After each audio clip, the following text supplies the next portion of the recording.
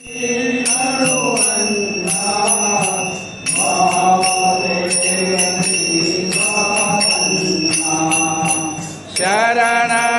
हृदय निवासने अन्ना वेदने पालो बसवन्ना जय गुरु बसवन्ना जय तु जगद्गुरु बसवन्ना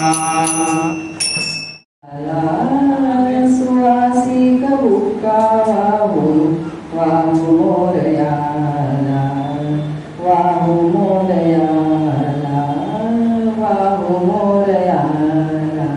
धन्यवाद. जाणून घेणं फार महत्वाचं आहे. या अक्का महादेवींचा जन्म कर्नाटकात शिवमोगा जिल्ह्यात उडतडी आणि त्याला सध्या उडगणी असं या गावामध्ये 1130 मध्ये झाला. त्यांचे वडील निर्मल शेट्टी आणि आई सुमती हे दोघेही मोठे शिवभक्त होते. वयाच्या 10व्या वर्षी महादेवींनी शिवमंत्राची दीक्षा घेतली.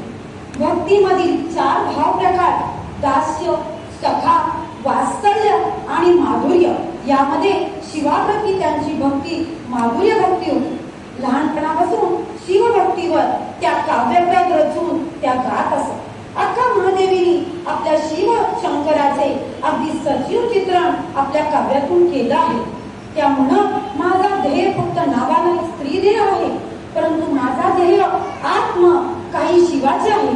शिवभक्ती करत जेव्हा महादेवींनी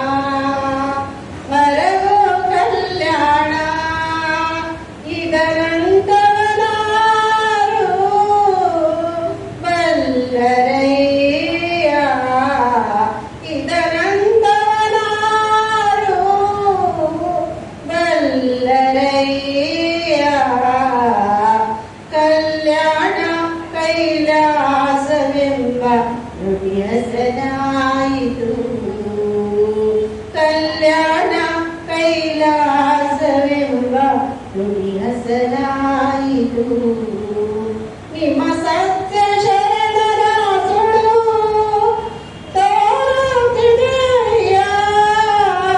निम सत्य शरणरा सोडू तोरुतिदेया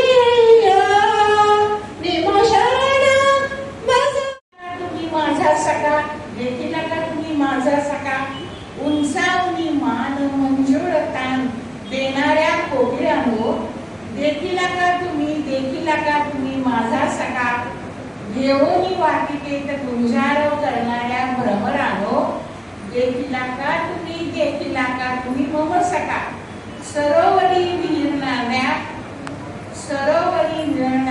राजहंसानो देखील का तुम्ही मम सखा गिरिगुंफावर नर्तन करणाऱ्या मयुरानो देखील का तुम्ही माझा सखा सांगा आहे तरी कुठे माझा मल्लिकार्जुन सखा सांगा.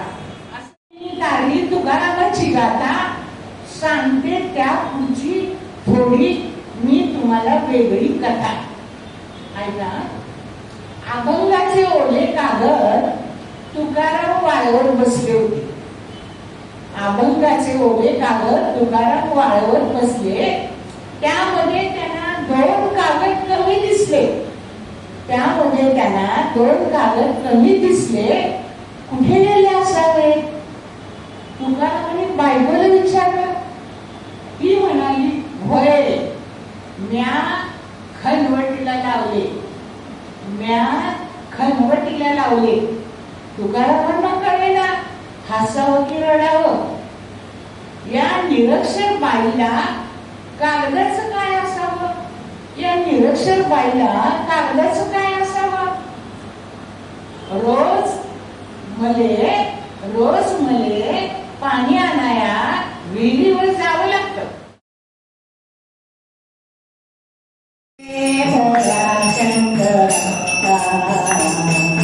महादेवाच्या कपाळावर चंद्रकोर. महादेवाच्या कपाळावर चंद्रकोर. त्याच्या गळ्यात ते सरपांचा हार. हो महादेवाच्या गळ्यात ते चंद्रकोर.